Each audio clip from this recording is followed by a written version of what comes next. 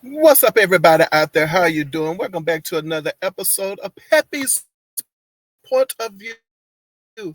I'm your favorite host, your favorite music critic, your favorite R&B historian, Peppy. And I want to welcome you new viewers, you returning viewers, and you subscribers. And I want to definitely give a shout out Divas. That's right. I understand that some divas out there are checking out the page, checking out my channel, and I appreciate all the love and support that you divas and your team, are have shown. As far as liking and commenting and so on and so forth, I appreciate that a lot. Moving right along. We're talking about the Queen of Soul, Aretha Franklin. I know. I promise you guys that I did not want to stay away from you guys too long. And I've been trying to, of course, upload this video as well. And I've been having issues with it. And this is my third attempt trying to upload this video and where I actually record the video. First of all, I haven't uploaded it yet, obviously. But anyway, I'm trying to record the video. So, hey, let's see what happens. Well, we're talking about the Queen of Soul, Aretha Franklin. We're talking about her Arista years over here on the channel. And let's just jump right into it. If you are a new viewer, well, all I do over here for the most part is I just talk about my favorite R&B divas mostly, their music and things that they have going on. And every now and then, depending on what's happening, I have been known to definitely dish out the dirt on who dropped kicked who in these entertainment streets. Okay. Yes, I've been known to do that as well. But for the most part, I do music commentary, and I definitely go back and I listen to the music, the entire album, and I just give my critique and take on it. And if I do have to dish out the dirt, 9 times out of 10, it has to do with something regarding the recording. If not, I pretty much don't talk too much about it. But, who knows? You never know what happens. So anyway, I hope you guys hang out with me. Let's jump right into it, okay? So we're talking about two albums, and the first album I'm going to talk about, of course, is the Jump to It album. It is the 28th studio album by Aretha Franklin, and it was produced by Luther Vandross, okay? The album gave her her 10th number one R&B album, and at the time it was the all-time record. Okay, it enjoyed a 7-week run at number one on the Billboard's R&B album charts, and it reached the number 23 on the Billboard Pop Albums chart. Go ahead on, Aretha Franklin. It was hailed as a comeback album, given that it provided Franklin with her first gold certified disc and top 40 pop song since Sparkle in 1976. The title track Jump to It was Franklin's first top 40 pop hit since 1976 and her first number one R&B hit since 1977's Break It to It Gently. And Jump to It was also nominated for a Grammy, and the album received an American Music Award for Best Soul Album in 1983. And so pretty much what I am going to do is talk about the album from track for track, and that's how I am going to dish out a little bit of dirt, if you will. Now, talking about Aretha Franklin's first album for Arista Record, which was her self-titled album. Well, I think the album was called Aretha. And I must say, she worked with Chuck Jackson on that first album. And Chuck Jackson is known to be a half of the production duo, songwriting and production duo with Marvin Yancey. Marvin Yancey was once married to Natalie Cole. There's no secret.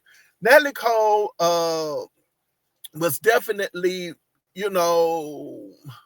on the coattails of Aretha Franklin, if you will. She was giving a lot of Aretha Franklin pretty much a run for her money as soon as she came out. And there was definitely a bit of a rivalry there between the two divas. And I thought that it was interesting to see that Chuck Jackson, for whatever reason, decided to work with Aretha Franklin, or rather, Aretha Franklin decided to work with Chuck Jackson. I could see probably Chuck saying, "Hey, sure, I'm definitely, I would love to work with, the Queen," but Aretha Franklin choosing to work with Chuck, I would like to think that she would understood that there would be some comparison between her and Natalie Cole, especially now that she's working with her songwriter and producer. But it is what it is. I'm pretty sure at the time that that record came out, she probably downplayed it and was like, "No, I'm just me. I work with him. I'm just me. That's just my opinion. How I think that it kind of flowed. You know how people can be sometimes. You know." But that album is definitely a Natalie Cole album. It is what it is. Okay, we're moving right along. Same thing with Aretha Martin. She's choosing to work with Shaka Khan's producer. And the reason why I say Shaka Khan's producer, because he produced Shaka Khan's solo album. And I'm still trying to figure out, like, I'm not saying that he couldn't work with the Queen, but it's just interesting, her selection, her choosing to work with these particular producers, and with the success that they were having with these female divas, with these R&B divas at the time. Now, I'm not quite sure if it was her having a lot to do with that, or if it was Clive Davis himself saying, "Well, they've had success with these divas, they're being compared to you, so why not go in and work with these producers and songwriters?" And so again, what you get with that album is you get a Shaka Khan's album. And with those two albums, even if they were successful, to me, in my eyes, in my thinking, Aretha Franklin comes up very much short with her comeback, if you will, because obviously she had a somewhat of a sales slump with the during the latter part of the 1970s, and then as a result moving over to Arista Records. Now she's working with Luther Vandross for the Jump to It album, okay? And I think, well, let me say it this way. You cannot get upset with people, when it comes to, I guess, choosing particular producers and songwriters or what have you to work with after they've had success with your rival, right? I'm saying that because, oh gosh, did I lose my train of thought? I don't think so. I'm saying that because you want to work with who's hot, right? Who's hot at the time, and who can deliver the sound that you want, right? And so I'm thinking about Luther Vandross, and Luther Vandross, he's not an artist who is just came out of nowhere, so to speak. He's definitely been honing his craft, right? He's been, he's been hitting the ground running, and making a name for himself as a songwriter, as a background session singer. And he's finding success in that area. And so by 1980, he has a solo hit, Never Too Much, and then he has other albums to come out after that. So it seemed like Luther Vandross would also be the guy. Hey, what's going on with this Luther Vandross guy over here? I mean, he definitely loves working with the Divas, so on and so forth, Roberta Flack. I think, who was it? The Supremes? It was had the fan club with the Supremes, so on and so forth. So he's definitely working the Wiz. So he's definitely among some great contemporaries, right? And so I'm saying all of that to say that I definitely think that Luther Vandross would be someone who would catch the eye of Aretha Franklin and a Clive Davis. And so for whatever the case may be, they decide to, hey, let's give this a try. I think I can really, pull this off for you. And what we get here is we get the same things, but we get it from, I guess, a male artist perspective. And what is that? Well, if she's sounding like Natalie Cole on the first album, she's sounding like Shaka Khan on the second album, She's definitely sounding like Luther Vandross on the third album. And so Aretha Franklin is just not finding her way through this to me in my eyes, right? She's definitely back in the shadows again. This album, Get It Right, while it's definitely a great album. I love it track for track, except for one song in particular.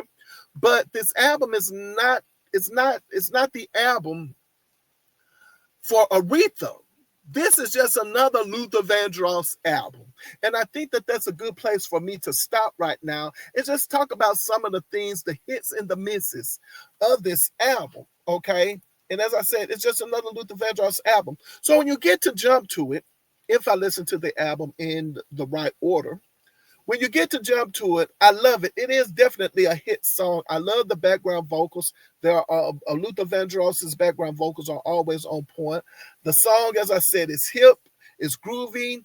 It has that hip hop attitude, disco. It's just a fun track. It's a fun track, and you can definitely see that what also made this track a hip fun track is that you can still say it right now today. You can think about people, and their significant other has called them on the phone or inquiring about them, calling their name, so on and so forth, and say, wait a minute, hold on, that's Bay. Bay done call.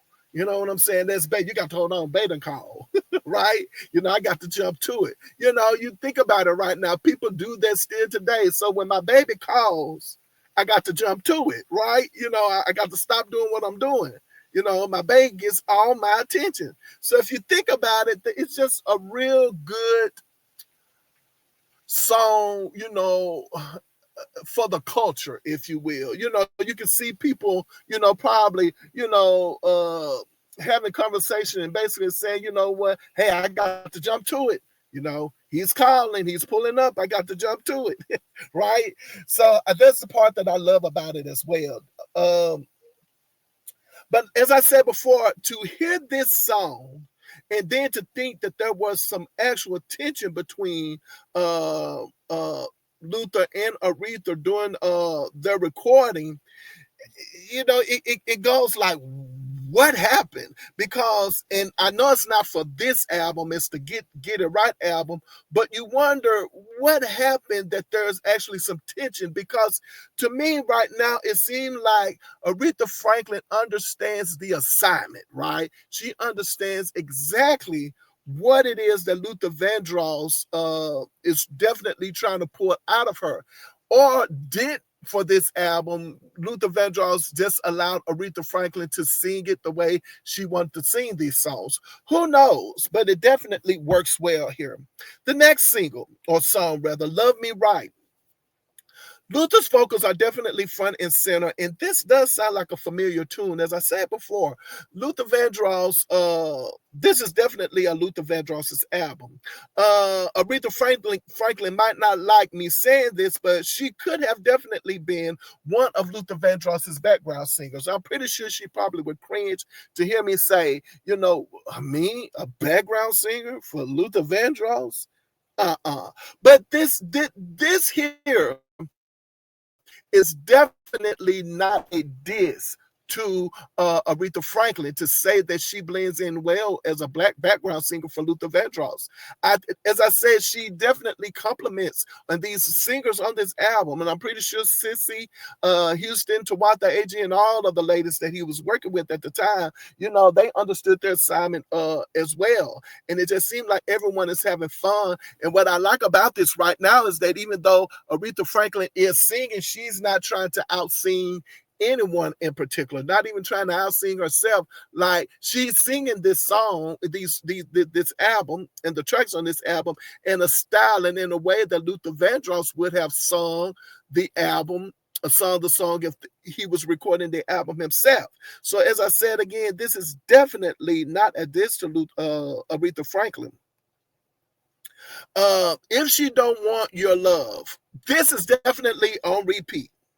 If She Don't Want Your Love, it's a repeat. Please go and listen to this track on this album. It's my favorite track on the album.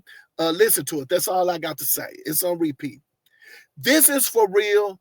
This song here, This Is For Real, is a song I can hear or rather see my parents playing this song during one of their card games. Okay. I can see this. I love the song This Is For Real. Yeah, definitely a card game song. It's Just Your Love, decent song.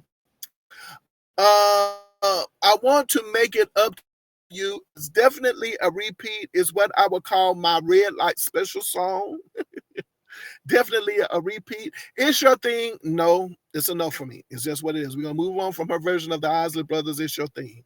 No, not having it. And then Just My Daydream. Okay. So as I said before, the thing that makes this album good is that it's a Luther Vandross album. The thing that makes it bad is the fact that it's not on the Aretha Franklin album. Okay. That's pretty much what we have here. So then we're going right along and we're going to, I guess, where the drama started. And the drama started with the Get It Right album. The Get It Right album is the 29th studio album by Aretha Franklin. Again, it was produced by Luther Vandross. And it was not a commercial successful album for her. And after this, of course, Franklin and Luther did not show up, did not record any more songs together, but I think he showed up on another one of her albums, though. I do. I think so. But anywho, so the song Get It Right was definitely another number one hit for her. And it did show up on the pop charts, the Billboard Hot 100. It did show up there. And the song for Get It Right is another jump to it. And why not? Why not? Hey, Jump to It was a great song. Let's just do another jump to it. It only makes sense, right? Just to kind of see. It might not be a lead single, right? But let's just see if we can get another jump to it, to see. And of course, I think nothing is wrong with that. And of course, the formula seems to work. The next single or song, Pretender, it's enough for me. Don't like Pretender. It's what it is. Moving right along. Every Girl Wants My Guy. Another familiar Luther Vandross tune. The track itself, the title of the song is something that, Luther Vandross would say, one of the titles of a Luther Vandross album. There's another song on the album called When You Love Me Like That. Okay. It's on repeat. I love it. And then the album just fizzles out. And I think that this is exactly what happened. Something happened. And here's what I'm thinking, you guys. Now that I got to this point where I say this album really took a bad direction because I don't care too much for the album after that.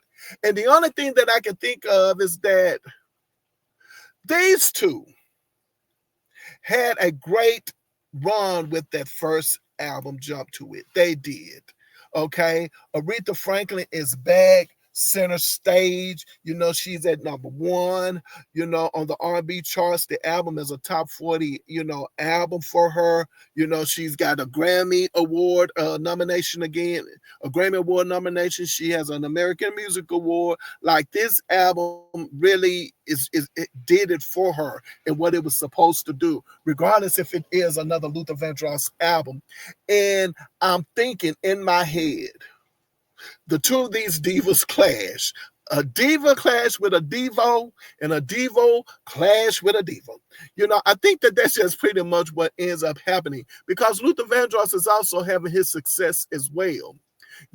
And I'm sure, at this moment in time, Aretha's probably like, man, you can't, I need to put you in your place, right? Don't tell me what to do. You just getting started.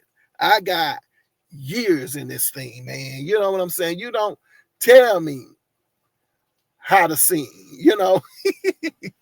As a matter of fact, I think I came across a statement that it says, she wrote in her autobiography, Aretha, From These Roots, she wrote, all of a sudden, there you go, right there. See, all of a sudden, not like it just came out of nowhere. And that's the reason why I feel like, Aretha Franklin was tripping, because she said, all of a sudden, Luther wanted to tell me how to sing when it was me whom he had learned much about how to sing. You see what I'm saying? Like, it's the attitude of it all. Like, how dare you come in and try to tell me what to do when you learn from me? See, isn't it interesting, when the teacher can't listen to the student and the student can't listen to the teacher, like both of them are just at odds with each other. So there you have it, just in and of itself, when she said all of a sudden, like this just came out of nowhere. You trying to tell me, the queen, you trying to tell me? I don't think so. And so again, she goes on to pretty much just talk about the fact, my point was simple. If he wanted to tell the artist how to sing, why didn't he sing it himself? Well, Aretha, he could have sung it himself. It was his album. That album that he gave you, that first album, was a Luther Vandross album. And you didn't seem to have any issues with that. But now all of a sudden, Aretha, you having some problem with the way Luther Vandross is telling you to sing. His job is to and advise the artist about, and to be adventurous and to say certain things. But Luther has been telling his background singers how to do it, and so on and so forth. And I think that that's the problem. Sometimes people get so caught up in singing a certain way, and now all of a sudden it's like, when it works for me, it's been working for me. I don't want to do it that way. Why do I want to do it that way? I don't want to sing it that way. Why do I want to change up something that's been working with me all these years? You see what I'm saying? Like, it's just, yeah. I think at the end of the day, it was just clashes, baby. It was a clash of the titans, okay?